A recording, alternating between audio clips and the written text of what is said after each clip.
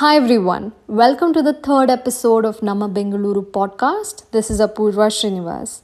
We are here today to unpack the lake conservation efforts in Namma Bengaluru through the example of Doddagubbi Lake.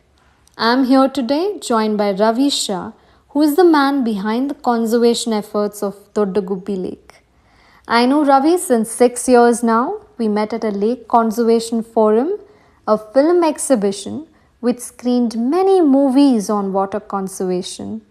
We subsequently met at Master Development Plan for Bengaluru, where civil societies gather to decode the plan and send the recommendation to the government. So Ravi here has a bunch of experience on the ground. It's not possible to cover all of them within an episode. Hence, this is an introductory effort to learn from him and generate a sense of awareness within us. So let's begin this. Let me tell you by the idea that I had on lake conservation. Now the reason today we don't focus too much on lake conservation is because I felt we are not using the lakes directly. Since we don't have the direct connection with lake, we often forget to conserve it. We all know that civilization started around water bodies and people directly used water for their livelihood and sustenance. Hence, it was their responsibility to keep them clean. In days gone by, not very long, lakes were important, enchanting water bodies which served as classrooms for young children. They learned swimming, boating, fishing in them. And communities still used water directly. Hence, they kept it clean. But now, times have changed. We simply turn the taps in our houses and the water comes out from it. So, we forget about the source. And we have swimming pools everywhere, so we don't need to do something out in the nature. So, that is the reason I felt we don't know if lakes are living or dying or how polluted they are. How are we responsible for it? Are we going to conserve them? And how do we do it? We don't know anything about this. Now, when I discussed this idea with Ravi challenged this entire notion. He says, in this generation, all of us must cease all our activities with the nature. We should not be interacting with them. Lakes must be left undisturbed and pristine. He said, treat them as living beings. Just like humans, lakes need their privacy. If any activity causing a human intervention to them is far more dangerous, because then we need to clean them. And this cleaning is not going to be sufficient and it will still end up being depleted. So this is Ravi Shah, who makes us unlearn many things and challenges us to think differently. This is also to the fact that Ravi is an artist. He has a very interdisciplinary approach to lake conservation. He has wide media popularity and recognition. There are lots of articles on him on print media and digital media, especially the YouTube. As a wood sculptor, his artworks are published across India, UK, USA and Poland.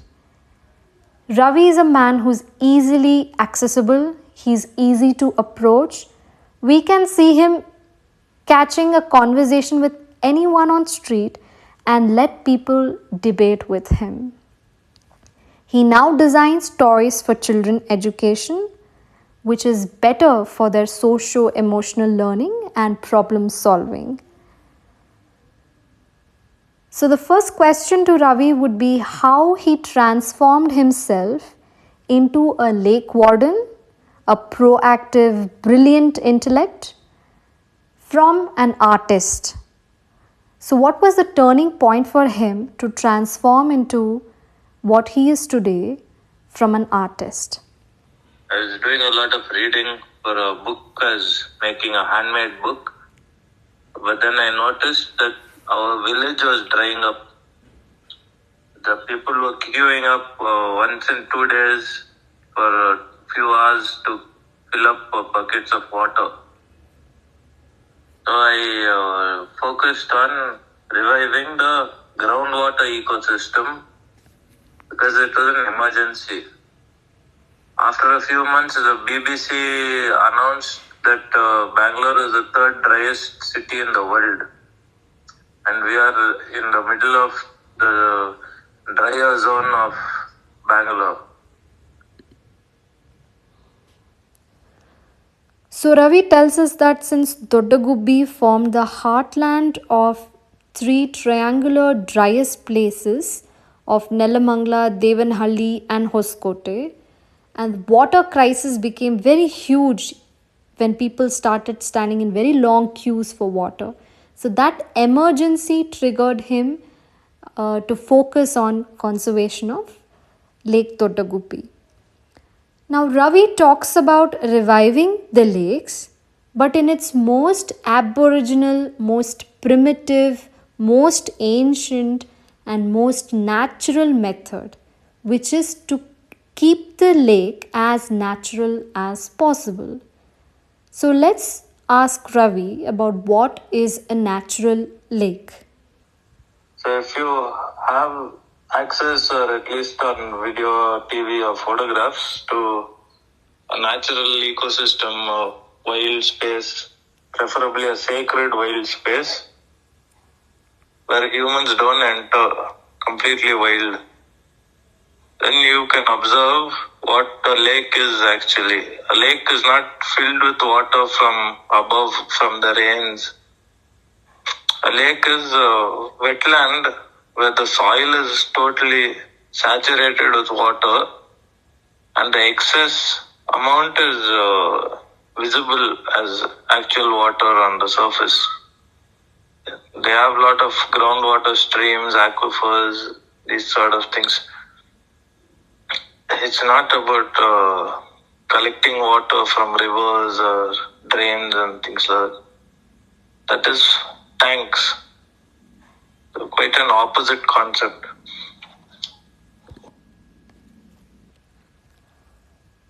Thanks, Ravi, for telling us what are the features of a natural lake and how to understand that it is a natural lake.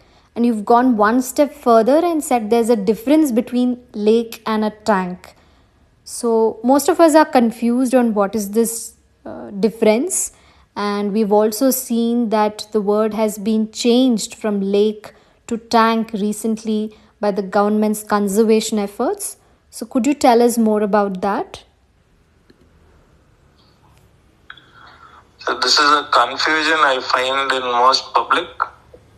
The government officials themselves have accepted that they do not, please note not, deal with any lake conservations or any lakes. They do tank cleaning.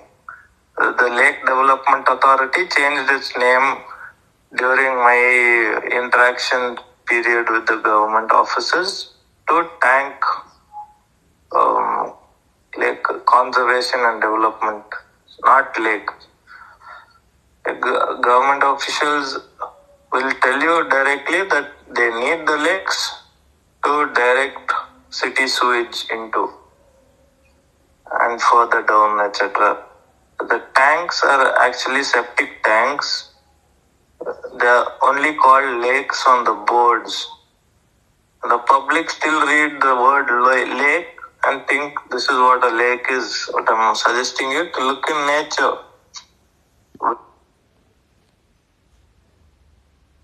So Ravi's point here helps us understand that today Lake Development Authority has been renamed to Karnataka Tank Conservation and Development Authority. There is a change in the use of the word from lake to tank. Now this has far-reaching impacts and this spells out two types of narratives according to Ravi. One is lakes are natural ecosystems. They need to interact with their surroundings, that is the soil and the roots of the trees, as an open system, and that's how they revive. Now changing their name to tanks or treating them as tanks means they will be beautified, they will be stone walled, they will be contained. Therefore, they stop operating as open ecosystems but now become closed.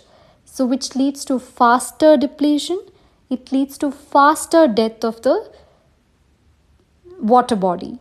Now, the second narrative is, since we have a huge problem of treated sewage water, the lakes themselves we can be seen as pots which can hold sewage water, hence requiring them to be cleaning again and again like septic tanks. Hence, the name has changed into tank conservation. This is what Ravi is trying to highlight. Now, Ravi brings our attention to the plantation around the lake ecosystem. And the government has intervened in such ecosystems by planting acacia and eucalyptus, calling them as green gold. But we all know that these non-native plants, especially eucalyptus and acacia, can have their roots growing up to 100 feet in the soil and can guzzle up to 200 liters of water per day, and therefore they eventually dry out the water very soon, and the land comes up, it's very visible, and that is an asset for real estate development. Let's hear from Ravi about this. With the acacia trees planted by the forest department inside the lake boundary, not in the buffer zone, inside the lake, it dries up the whole lake, spoils the soil. But then these villagers are all farmers, and they used to swim in the water and drink the water and, wash their cows and all those things. But now the soil is destroyed, so they're not bothered about it anymore. So it's free for real estate. So that's it for today's episode, as we've covered a lot of ground conceptual wise. In our future episodes, we'll continue our discussion on Ravi's model for lake conservation, his experience with various stakeholders and its impact. Please write to us on our Gmail address nammabengalurupodcast@gmail.com. Hope you enjoyed this episode. Would love to hear from all of you. Jai Karnataka, Jai Hind.